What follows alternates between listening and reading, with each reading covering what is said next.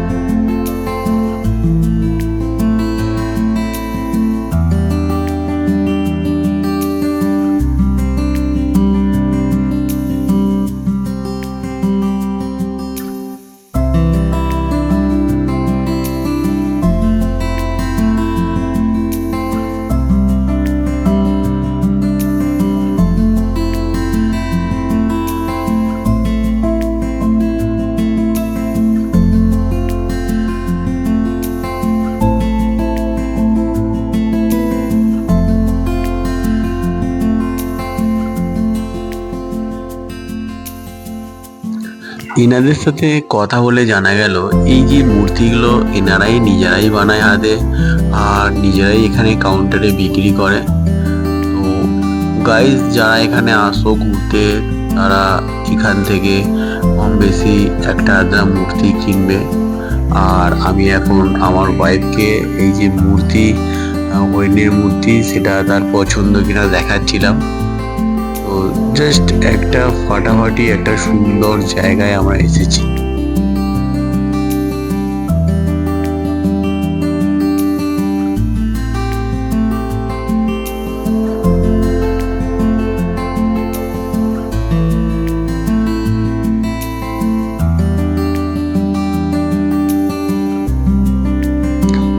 এই মূর্তি মূর্তিগুলো দেখলেই তোমার জনপ্রিয় পুরুলিয়ার ছৌ নাচের কথা বারবার মনে পড়বে। আর এই রকমই মূর্তির সাজ নিয়েই পুরুলিয়া গ্রামবাসী ছৌ নাচ করে থাকে। অসাধারণ এই ছৌ নাচ, সারা বিশ্বে এই ছৌ নাচের নাম আছে। আর এই পুরুলিয়াতে যারাই থাকে, যত রিসর্ট আছে, যত রকম হোটেল আছে, যারা টুরিস্ট আসে তাদের জন্যই ওইসব রিসর্টে পুরুলিয়ার যে ছৌ নাচ তার অ্যারেঞ্জমেন্ট করা হয়। এইরকম ভাবেই আমরা মুখোশ গ্রামে গিয়ে প্রতিটা দোকান ওয়ান বাই ওয়ান করে আমরা ভিজিট করলাম। আর ওনাদের ব্যবহার এতটাই ভালো যে আপনি কিনুন আর না কিনুন, আপনাকে ওরা ওনাদের মূর্তিগুলো দেখাবে। কোনো বিরক্ত নেই, কোনো রকম রাগ নেই। আপনি যেরকম বলবেন সেরকমই ওরা আপনার সাথে দেখাবে। কারণ আপনি দাম যেমনই বলুন না কেন, ওরা আপনার সাথে কোনো রাগারাগি কোনো কিছু করবে না। জাস্ট আপনাকে বলবে যে হবে না, পারবো না দিতে, এতটুকুই।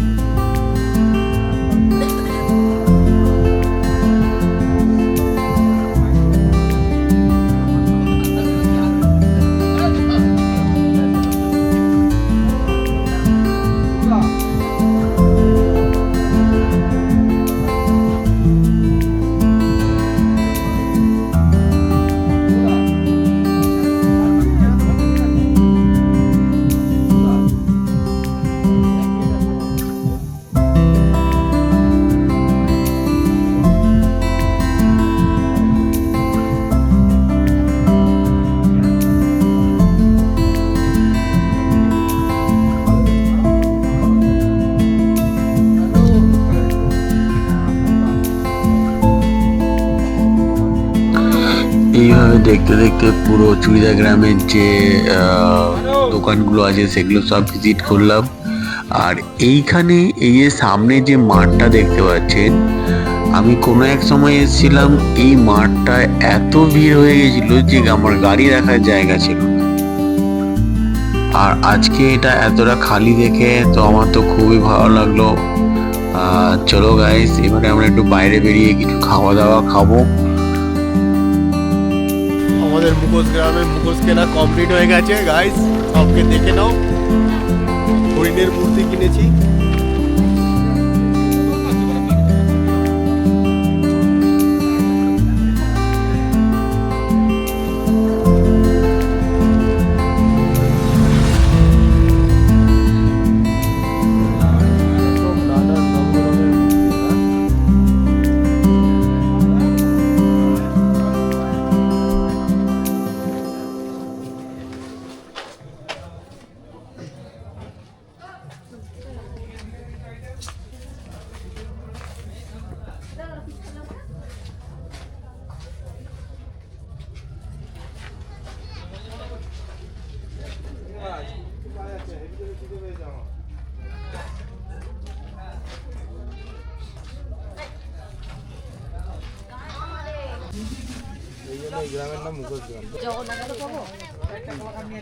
আমরা এখন ফুচকা খাবো বলে এসে গেছি গাইস।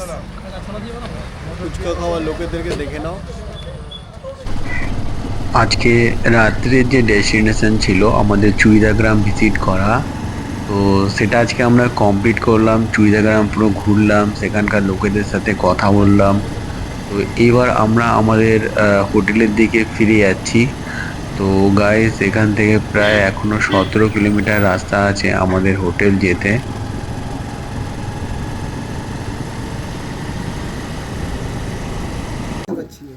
যে ধরা সে ঠিক ধরে নিচ্ছে, বাইরে থেকে এসে বাইরে থেকে এখানে পয়সা নিয়ে চলে যাচ্ছি। আমরা লোকাল জানি, সব কিছু জানি, কিন্তু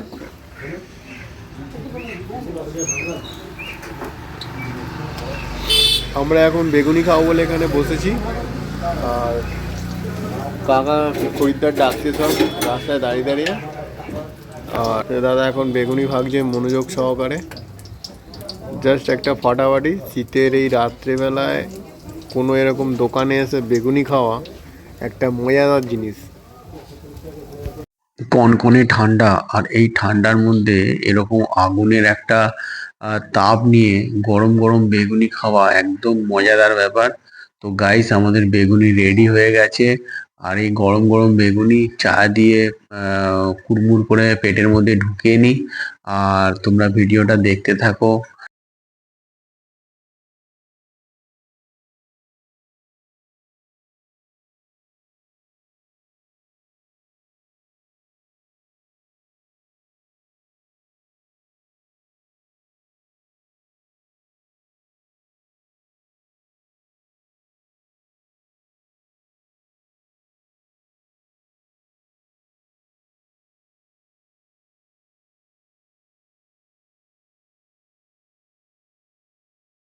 এই তাঁবুতে আমাদের আজকে ডেস্টিনেশন। তো আজকে রাত্রিবেলা আমরা এই তাঁবুর মধ্যে থাকবো। আর তারপরে তোমাদেরকে তাঁবুর ভেতরে ঢুকে বাকিটা বলছি। হোটেল ক্যাম্পাসে এরকম পরপর তিনখানা টেন্ট রয়েছে, আর তিনটে টেন্টই ভরা। এটা হচ্ছে আমাদের টেন্ট। আজকে রাত্রে আমরা এই টেন্টের ভেতরে থাকবো।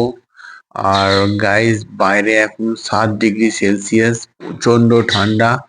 আর ভাবছি রাত্রিটা কিভাবে কাটাবো। তো আমরা এখন চলো এই টেন্টের ভেতরে ঢুকি, আর ঢুকে ঘুমাবো। কালকে সকালবেলায় উঠে বাকি তোমাদের সাথে দেখা হবে, কথা হবে।